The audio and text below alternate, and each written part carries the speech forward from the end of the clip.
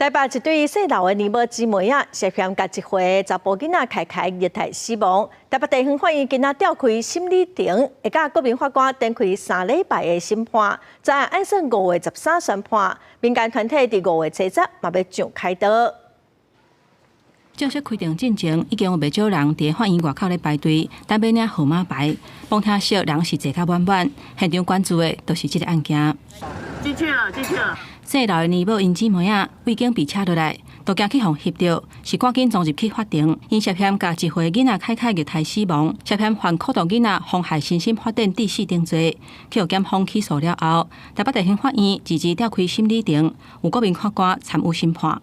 那当然也是，就是说对于这个议题就是有关心啊。这个保姆到底可不可恶，就是说可能就是要开庭才能了解。反正就是法律系相关，所以就是说。还未正式审理，故是确定留庭的事项，检方辩论就激烈交锋。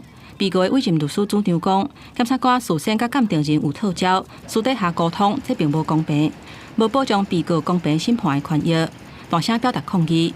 不过检方反倒转来批评讲，伊的指控欠缺依据，主张检察官有义务来说明，搁较明确要求遵守规定，无立场嘛无能力去影响鉴定人，无法度认同律师的讲法是表达遗憾。只要是人，你有一点人性，就算是没有小孩的人，也没有办法接受这样的事情，都应该要受到他应有的惩罚。为日开始，下密集开庭审理3礼拜，合议庭嘛提醒，检方甲律师就论罪甲判刑来辩论，谨慎使用开相关的影像，都惊国民法官产生预测的判断甲偏见。也若专案按算5月13宣判，不过伫判决进前，民间已经发起集会行动，会伫5月7日去开刀举行阻挡虐待囡仔游行。公视新闻台北报道。